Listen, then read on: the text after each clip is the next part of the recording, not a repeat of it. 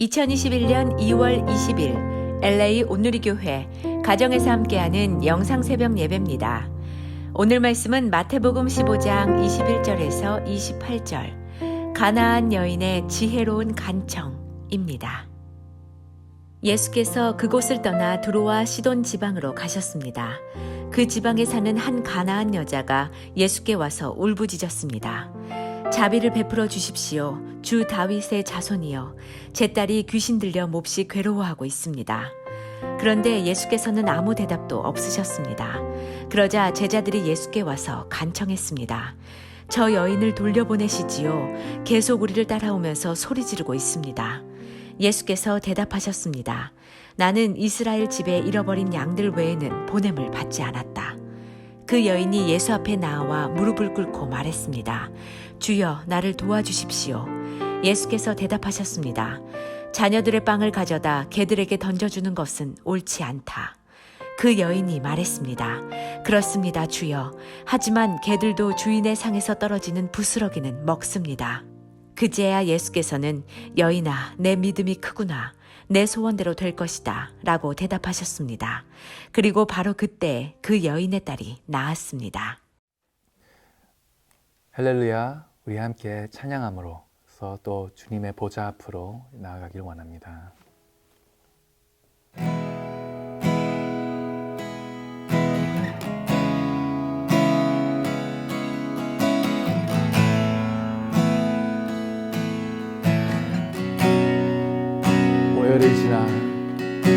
보혈을 지나 하나님 품으로 보혈을 지나 아버지 품으로 보혈을 지나 하나님 품으로 한 걸음씩 나아가네. 보혈을 지나 하나님 품으로 보혈을 지나 아버지 품으로 보혈을 지나 하나님 품으로 한 걸음씩 나아가네. 존귀한 주 보혈이 내 영을 새롭게 하시네. 존귀한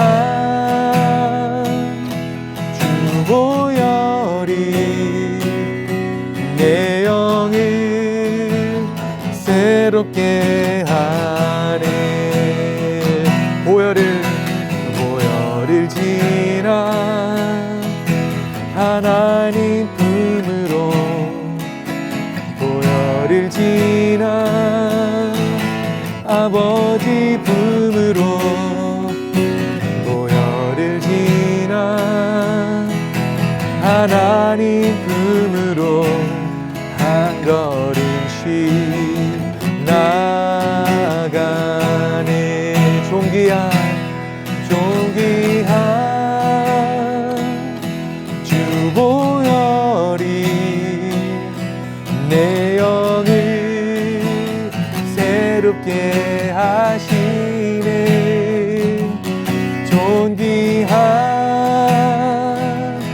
주 보혈이 내 영을 새롭게 하네. 존귀한 주 보혈이 내 영을 새롭게 하시네. 존귀한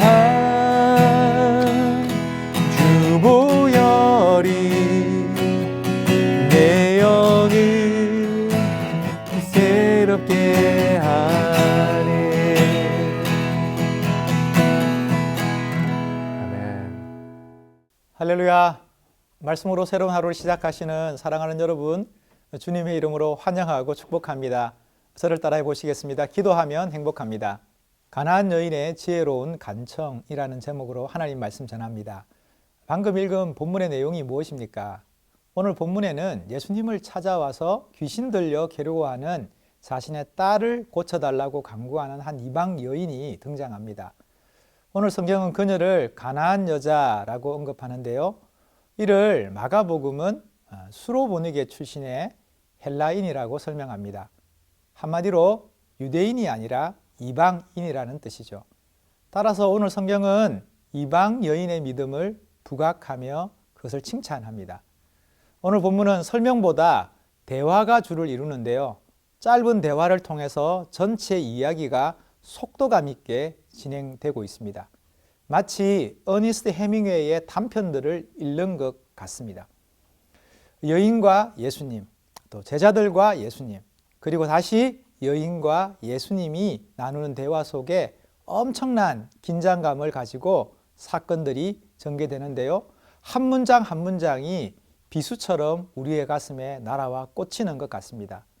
저 시끄러운 여인을 어떻게 좀 해달라는 제자들의 요청에 예수님께서는 나는 이스라엘의 집에 잃어버린 양들 외에는 보냄을 받지 않았다 말씀하시죠.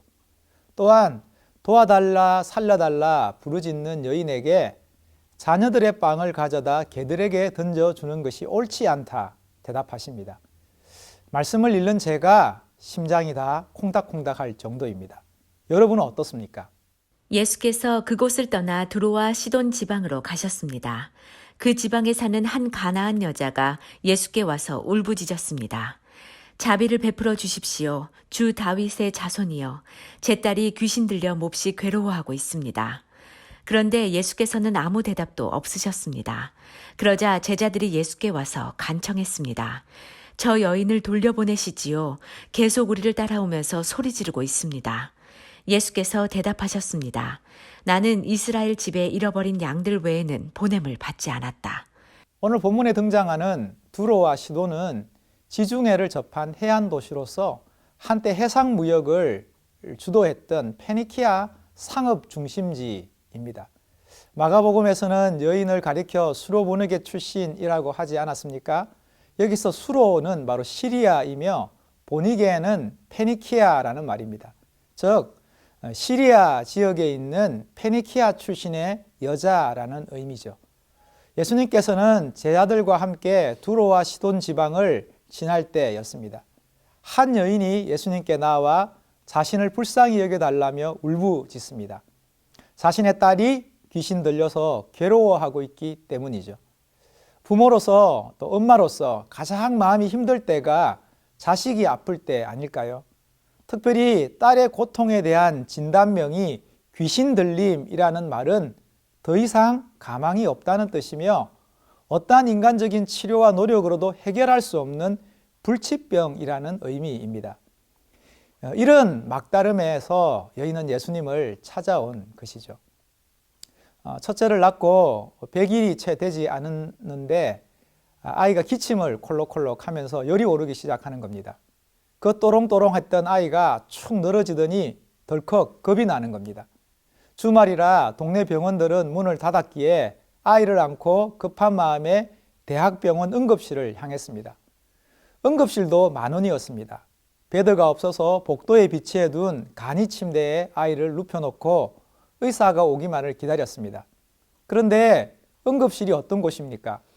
접수 순서를 따라서 환자를 보는 곳이 아니라 위급한 순서에 따라서 환자를 진료하는 곳이지 않습니까? 쉴 새 없는 앰뷸런스 소리와 함께 피투성이의 환자들이 몰려오니 저희에게는 진료의 기회조차 오지 않는 겁니다. 그때의 답답함과 막막함과 그 절박함이란 이루 말할 수 없었던 것이죠. 오늘 본문의 여인도 사랑하는 딸의 문제를 안고 그 절박함과 간절함으로 예수님을 찾았습니다. 그런데 그 여인을 대하는 예수님의 반응이 어떠합니까? 여인의 간곡한 부르짖음에 예수님께서는 아무 대답도 하시지 않습니다. 그렇다고 그 여인의 처지보다 더 위급하고 다급한 일이 있었던 것도 아닙니다. 그냥 여인의 간청을 외면하신 것이죠. 못 본 척, 못 들은 척, 모르는 척 하신 것입니다. 왜 그러셨을까요? 급기야 제자들이 나서서 예수님께 간청합니다. 저 여자를 돌려보내시지요. 계속 우리를 따라오면서 소리를 지르고 있지 않습니까? 이 말의 의미가 무엇입니까? 예수님 저 시끄럽고 성가시고 거슬리는 소리가 안 들리십니까? 모른 척 하지 마시고 주님이 나서서 어떻게 좀 해주세요 라는 요청이죠. 이에 예수님께서 무엇이라고 대답하십니까? 나는 이스라엘 집에 잃어버린 양 외에는 보냄을 받지 않았다 말씀합니다. 한마디로 내가 상관할 바가 아니다 라는 뜻입니다. 그렇게 또 한 번 여인의 간청을 외면하시죠. 두 번의 거절입니다. 사랑하는 여러분, 만약 여러분이라면 어떠했을까요? 아내가 가끔씩 아이들에게 설거지를 부탁할 때가 있습니다. 그러면 바쁘다는 핑계로 급한 숙제를 또 빌미로 혹은 난데없이 배가 아프다는 이유로 엄마의 요청을 거절합니다. 그러면 기분이 상한 아내는 처음부터 시킬 마음도 없었다며 어떻게 하는지 보려고 했는데 이런 식으로 나온다 이거지. 그동안 재워주고 먹여주고 입혀주고 공부시켜준 것 그거 다 내놓으라고 볼멘소리를 합니다. 여기에 한 걸음 더 나아가 이렇게 선포합니다. 이제부터 자기 밥은 자기가 알아서 챙겨 먹고 자기 빨래는 자기가 알아서 한다. 아이들의 작은 거절과 거부가 불러온 대참사입니다. 물론 아내가 선포한 대로 된 적은 단 한 번도 없습니다. 하지만 그만큼 사람에게 거절감은 중요한 주제이며 결코 가벼운 것이 아니죠. 아담과 하와의 범죄로 인해서 낙원에서 쫓겨난 인간의 그 핵심적 정서가 바로 거절감입니다. 신라권한 인간에게 드리운 그 거절감의 그림자는 결국 살인으로 폭발하게 되죠. 거절당한 자신의 제사와 그 제물로 인해서 가인은 동생인 아벨을 죽입니다. 이처럼 인간은 끊임없이 거절감과 씨름하면서 자신이 얼마나 가치 있는 존재인가를 증명해 보이려고 노력합니다. 그런데 이것이 얼마나 우리를 피곤하게 하고 수고롭게 하며 지치게 합니까? 사랑하는 여러분, 어떻게 하면 인생이 짊어진 그 거절감의 굴레를 벗어 던질 수 있을까요? 오직 조건 없는 사랑의 전폭적인 수용, 그 용납을 통해서 뿐입니다. 사람은 평생 동안 전적인 수용감을 경험할 수 있는 기회가 3번 정도 주어진답니다. 어린 시절 부모님을 통해서, 그리고 사춘기 또래 집단을 통해서, 그리고 결혼 후에 배우자를 통해서랍니다. 그런데 현실은 어떻습니까? 아무리 죽고 못 사는 관계라 해도 인간의 그 유한성으로 인해서 사실 무조건적 수용은 불가능합니다. 사랑의 부족, 인내의 부족, 지혜의 부족, 능력의 부족으로 언제나 결핍이 있기 마련입니다. 러셀 무어는 자신의 책 폭풍 속의 가정에서 이렇게 이야기합니다. 가족은 기쁨의 원천이자 엄청난 공포의 원천이라고. 또한 사랑하는 가족이 나를 십자가로 데려갔다 고백합니다. 이처럼 불안한 거절감과 위태한 존재감으로 인해서 인간은 참된 쉼을 누리지 못하는 것이죠. 그런 인생을 향해 주님께서 하시는 말씀이 무엇입니까? 수고하고 무거운 짐진 자들아 다 내게로 오라, 내가 너희를 쉬게 하리라 말씀합니다. 그런데 오늘 본문에 나오는 여인은 예수님 앞에 나와서도 여전히 그 거절감의 굴레 가운데 내던져 있기만 합니다. 그 여인이 예수 앞에 나와 무릎을 꿇고 말했습니다. 주여, 나를 도와주십시오. 예수께서 대답하셨습니다. 자녀들의 빵을 가져다 개들에게 던져주는 것은 옳지 않다. 그 여인이 말했습니다. 그렇습니다, 주여. 하지만 개들도 주인의 상에서 떨어지는 부스러기는 먹습니다.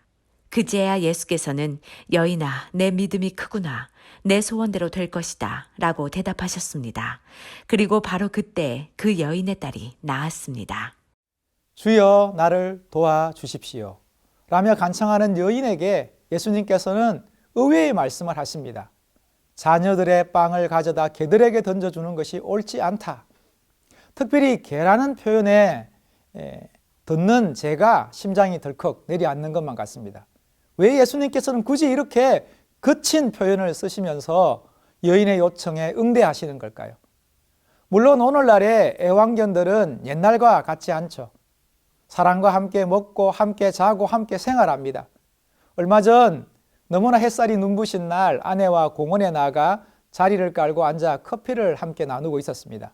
그런데 제 덩치만한 개 하나가 우리가 앉은 자리를 가로지르며 커피를 쏟은 겁니다. 혹시 개가 놀랄까 봐 엎질러진 커피를 그냥 지켜만 보고 있는데 주인이 와서 설명하더라고요.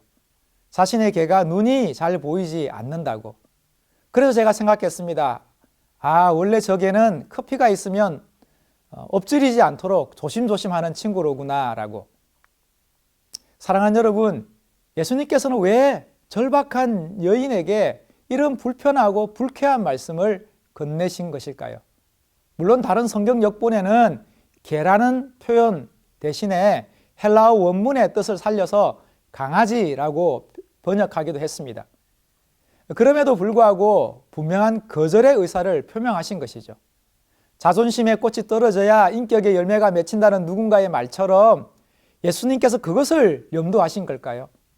사랑하는 여러분, 예수님의 세 번의 거절에 대한 여인의 고백이 무엇입니까? 그렇습니다, 주여. 하지만 개들도 주인의 상에서 떨어지는 부스러기를 먹습니다. 저 여인의 고백을 보면서 딸의 어머니였기에 가능하지 않았을까 하는 생각이 들었습니다.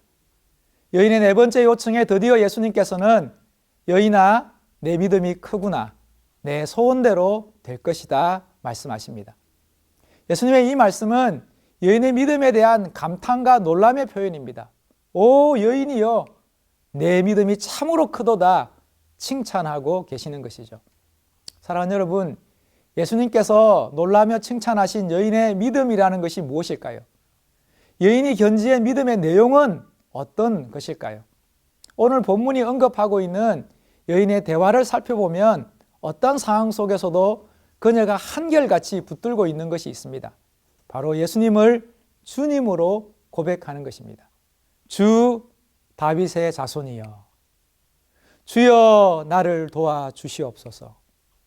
그렇습니다, 주여. 이러한 여인의 말은 나에겐 주님밖에 없습니다는 중심의 고백입니다. 나에겐 주님이 전부입니다 라는 믿음의 표현인 것이죠. 그러니 주님을 떠날 수 없는 것이고, 그러니 주님을 포기할 수 없는 것이죠. 그러니 어떠한 상황 속에서도 오직 주께만 매달릴 수밖에 없는 것입니다. 시편의 고백처럼 하늘에는 주 외에 누가 내게 있으리요, 땅에서는 주밖에 나의 사모할 자가 없나이다를 이방 여인은 예수님 앞에 온몸으로 고백하며 간증하고 있는 것이죠. 요한복음을 보면 예수님께서 제자들에게 자신의 죽음에 관한 말씀을 하시죠. 그러자 많은 제자들이 예수님을 떠났다고 언급합니다. 그때 예수님께서 남은 제자들에게 이렇게 질문합니다. 너희도 나를 떠나려느냐? 이때 베드로가 이런 고백합니다. 주여, 영생의 말씀이 주께 있사오니 우리가 누구에게로 가오리까? 주님이 전부인 인생의 고백입니다. 주님이 모든 것인 인생의 한결같은 고백이죠. 오직 주님밖에 없는 인생의 고백입니다. 그러니 주님을 떠날 수 없는 것이죠. 아이들을 위해서 기도할 때마다 고백하는 것은 어떠한 상황, 어떠한 형편에 처하든 우리 주님 가장 귀한 분임을 알고 오직 주님 찾고 구하며 바라며 주님께만 꼭 붙어 있는 인생 되게 하옵소서입니다. 그러면 되지 않겠습니까? 인생에게 이것만큼 귀하고 복된 것이 무엇일까요? 사랑하는 여러분, 예수님께서는 주님 의지하며 주님을 전부라 고백하는 여인을 향해서 말씀하십니다. 내 믿음이 크구나. 내 소원대로 될 것이다. 사랑하는 여러분, 우리 인생의 지경은 주님을 신뢰하는 만큼, 주님을 의지하는 만큼, 주님을 기대하는 만큼 확장되어 갈 것입니다.